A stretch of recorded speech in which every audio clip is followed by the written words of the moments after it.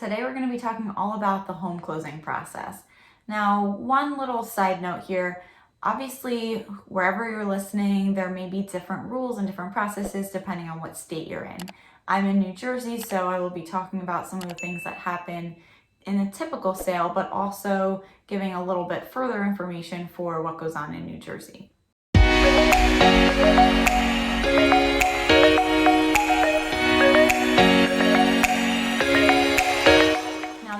Keep in mind is that the home closing process, I think, actually starts right after you and the other person in the deal, if you're the buyer and the seller, after you've signed that contract and you've agreed, the home closing process sort of starts then, because there's lots of things that take you to the closing table.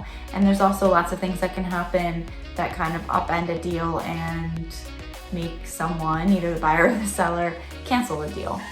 All right, I just have one more thing I want to share with you all. So I love being a real estate agent. I'm also a mental health therapist, and it matters to me that my clients feel good and proud and happy with their decisions. And so I'm very in tune with the emotional needs of clients, as well as the mental roller coaster that you are taken on when you are buying or selling a home. And having been a purchaser myself of several homes, I think it's so important for us as realtors to be honest and transparent with you as our clients, and it's our duty, but here on this channel, it is my number one priority to make sure that you get the truth, the good, the bad, and the ugly, because that's what's gonna help you make good decisions, be prepared, and know what's coming. So without further ado, let's get right into it. All right, so let's first talk about just in general how long it takes to close on a home in New Jersey, from the minute you sign that contract to the minute you have the keys in your hand. Depending on whether it's a cash sale or a mortgage sale, that does make a big difference. Typically, cash sales can close in as little as 14 days for some people, and maybe on the high end, 30 days. It can obviously be a little bit longer too, but in general, probably around that 14 to 30 day mark. Now, if you're getting a mortgage, there's a lot more people involved and there's a lot more going on in the process. So I usually say, depending on what state you're in, you're gonna be somewhere between 30 days and 90 days. I know that's a big difference, but figure that most people fall somewhere in the middle, around 60 days. So I actually thought it'd be fun to start with 5 days before the closing and then kind of work our way towards the closing date. Now, in your contract, when you submit an offer and it gets signed, you pick a closing date. Sometimes if there's an attorney involved, that date might get changed, but generally it stays pretty much on target, unless maybe some things happen really quickly and you can close sooner, but it's usually on or around that date. So let's go to 5 days before. So about 5 days before, you're going to want to start calling your utility companies. That's water, sewer, electric, gas if you have gas on the property, and probably a cable company, although sometimes they might not schedule to come out. Really depends on where you are. But generally you want to call them about 5 days before. You're not going to tell them to start service on that day you're calling, but you're going to say, hey, I'm closing on a house on September 1st and I want my utilities to start on September 2nd. And they will kind of advise you if you should start the day of closing or the day after, but that's to help you so that you don't have to pay any starting up fees, because what they do is they basically transfer the service to you as the new homeowner, and then you're not having any gap in service. So that's why you do that. So the other thing is you're gonna wanna call your bank. Now, whether you're doing a wire transfer or a check for that final check at the closing, that'll be something you work out between you and the escrow agent, which is usually your title company, and they'll tell you whether or not they do wiring or they don't do wiring and they just use paper checks. A lot of people now are doing wiring services for closing, but you'll have to find that out. Either way, you're gonna wanna call your bank about 5 days before and find out if there's anything you need to know that might impact you being able to wire money or get a check for the day of closing. A lot of people don't do this, and it sometimes can cause a headache because if there's issues with the bank needing more time, it could delay your closing. The last thing that I have in this 5 day before is to make sure you are not charging any big purchases. Some people like to get excited and buy lots of decorations or a new dishwasher or something. It is still too soon to put big purchases on your credit card. because they do run your credit and look at all of your finances again right before the closing. So please hold off on making any major purchases and withdrawals from your accounts that 5 days before. Of course, the whole time, but definitely as you get closer as well. All right, so let's move to 3 days before closing.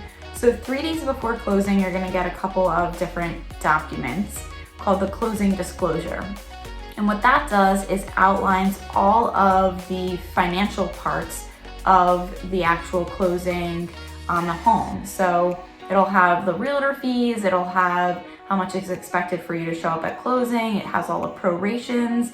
If say you are in the middle of a month and you're gonna be paying some number of days towards XYZ expenses and the seller's going to be credited for those, or vice versa, maybe the seller has to pay something and you're going to be credited.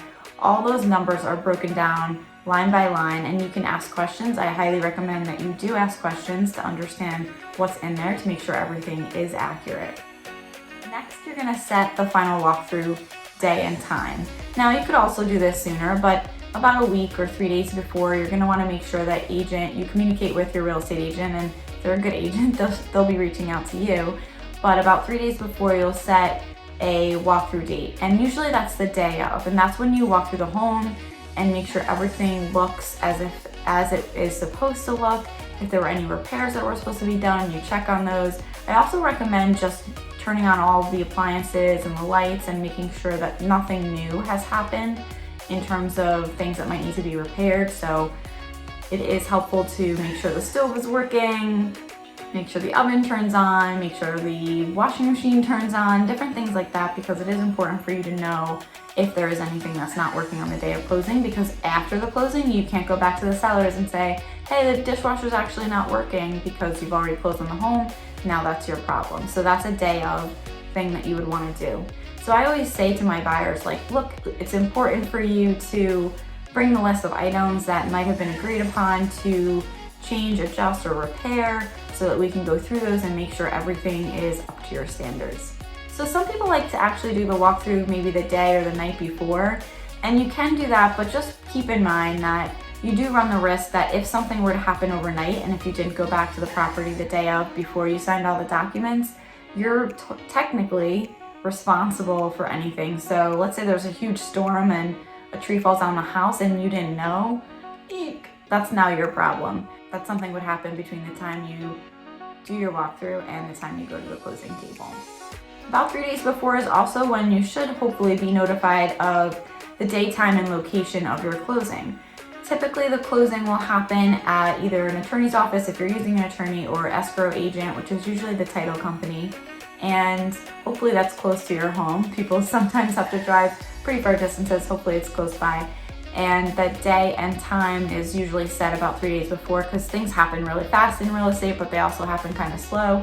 So it's not always possible to give you more notice than that. But be aware that on your closing date, just take off the whole day. Even if your closing is at 9 a.m., unless you really have to get back to work. But if your closing is at 9 a.m., things could happen.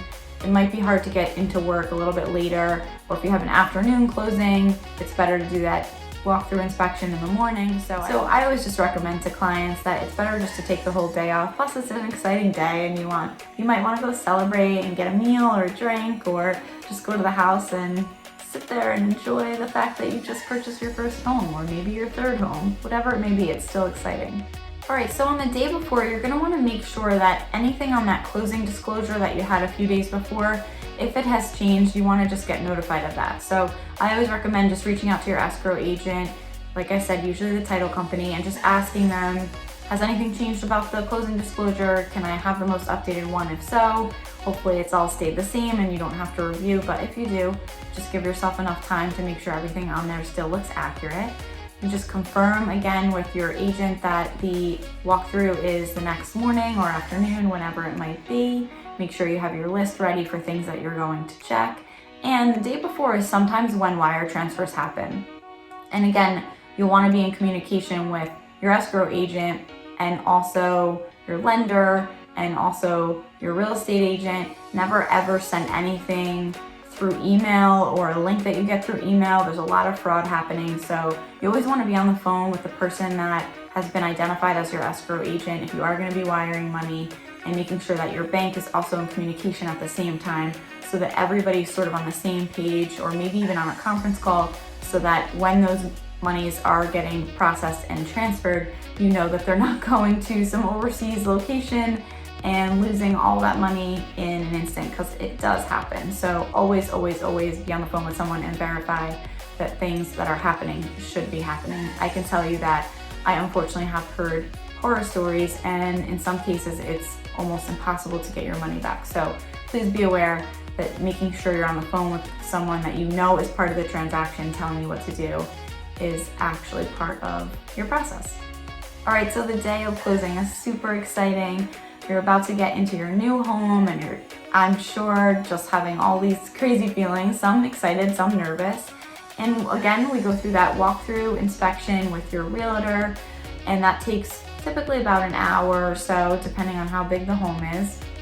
And again, you're looking at all the appliances, making sure everything still works, and also checking any repair items that should have been done. If anything comes up that is not up to standard or not up to the agreement that you already made, it's important that right then and there, you call your attorney if you have an attorney involved, or your agent calls the other agent and says, hey, you know what, the dishwasher's not working, we need to figure this out before closing. And then there's certain things that can happen. Either the sellers can give you a credit and say, hey, I didn't know, I'm sorry, here's some money towards the closing. Or we'll hold this money in escrow. Sometimes they do that as well, that they'll hold money in escrow, and there'll be an agreement that the seller will do XYZ after closing to rectify any of the problems. So those are usually the two options that happen, but you have to do that before you get to the closing table, because once you sign all those documents, that's it. You own the home, and you own any problems that might have existed prior to that. So it's important to make sure you make that note, and you also make that phone call right away if there's something you need fixed.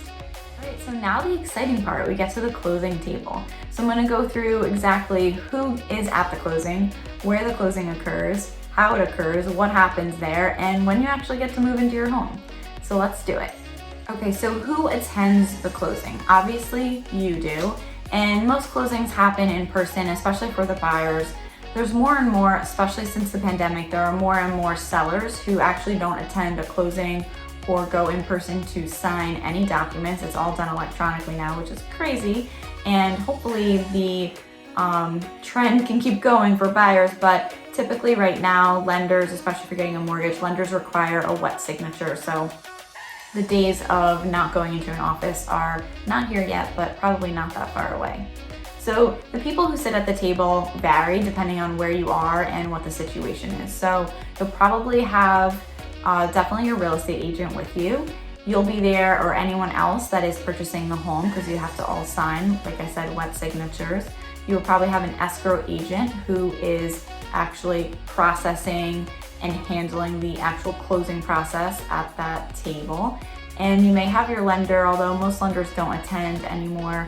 And if you are using an attorney, your attorney might also show up, especially if the agent, the escrow agent, and the attorney are in the same office or work together, work closely, or nearby.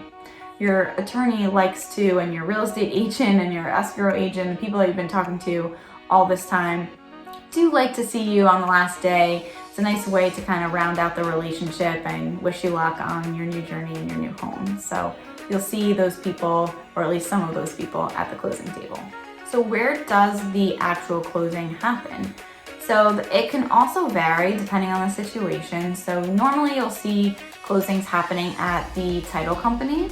Since the escrow agent is handling most of the procedures, they'll usually do it at the title company because the escrow agent is employed by the title company. In some instances, it might be at your attorney's office. In some cases, it could be at the house even, depending on the situation. And you just have to make sure that you ask your attorney and or your escrow agent exactly where it's going to be. Like I said before, a few days before, you're going to be knowing exactly where and when to show up. How long is the closing? Well, typically I would say like 30 minutes to an hour, maybe a little more than an hour, depending on if everything has been done up to that point and done well. If there's issues with the wire transfer or it's happening on the day of closing, you could be there a little bit longer, which is why I say it's just better to take the day off, because typically there's things that come up and you don't want to have to worry about calling work and saying you're not going to be there, or calling out the rest of the day. It's just a little bit stressful. So it typically is about an hour on average. So what actually happens at the closing table? For about an hour, you are signing, and then more signing. Rest your arm, get a good pen in your pocket, because I cannot explain enough how much signing you're gonna do. It's going to probably drive you nuts. And by the end of it, you might even think your signature looks a little weird, but you're signing tons of documents. So some of the documents, that closing disclosure that we talked about, you're gonna sign a title abstract, which just explains, hopefully there are no clouds on the title, but just any of the encumbrances or anything that came up on the title search when your escrow agent did that probably weeks ago at that point. You're also going to be signing a statement of identity, especially if you have, this is important, especially if you have like a common name. So I actually have this crazy story that I was told. I was not part of this situation, but someone had to sign this statement of identity, and I guess maybe they didn't know, but actually this person had a child with another person, and his wife, who was sitting at the time, his wife who was sitting right next to him, did not know about this child, and he hadn't paid child support in many years, and they actually had to stop the closing right there because he owed all this money and they couldn't go through with the mortgage. So if you do have any liens on your name or debts that might come up or judgments against you, anything like that, that all should have been taken care of already, but just know that you're gonna have to sign off that you are not any of these other John Smiths who have all these judgments or liens or whatever placed against them. So be aware. There's tons of other documents. We don't really need to go through all of them. You'll also sign a promissory note, which basically says that you promise to pay your mortgage. You'll also sign a mortgage amortization, which is an outline of how much you'll pay every single month of every year of your mortgage. It's a little scary to look at, because if you look at the bottom line of how much you pay in total with the interest, it's gonna scare you a little bit, because it's obviously gonna be more than the home is worth, because you're taking out a loan, and you're taking out a loan usually for 15 or 30 years. So keep in mind that yes, you are going to be paying much more than the purchase price of the home. And that's why I will put together another video about how to pay down your mortgage at a faster rate so that you actually don't put that much into your home. And lastly, but most importantly, you get your keys. So part of why your realtor is there is so that you can have that final goodbye and thank you. But if you're working with me, I always say just see you later, because my clients really become my friends. I love working with people and helping people, so I end up making friends in the process, which is just so enjoyable. I just love it so much. But you get your keys from your realtor, and you can move in as soon as you leave the parking lot. You are welcome to go get your boxes and move in. Now, there are some situations, let's say if you did agree for a seller leaseback, which is essentially where the seller stays in the home a little bit longer. That might mean, if you did agree to that, that the seller needs another week or 2 weeks or a month or something like that to stay in the home past the closing. Typically that doesn't happen, and you are welcome to move into your home right away. Now, mind that realtors tend to really enjoy doing what they do, because sometimes it's a thankless job. And I know for me, I usually give my clients something at the end that reminds things that remind me of them and help them enjoy the home, just little, personalized gifts. And I know I really love it when I get a little card or something, or maybe a card from a child or something. It just reminds me how much I love my job. And so sometimes in the mix of all things, we forget about saying thank you. But if you have the time to write a handwritten note, your realtor, I promise you, will keep it, and it will be something that they really value. I hope this helps you with the home closing process. If you have any questions, feel free to comment below. Hopefully you've already subscribed at some point during this video, like the video. Let me know how I'm doing, and reach out anytime. Be kind and be well.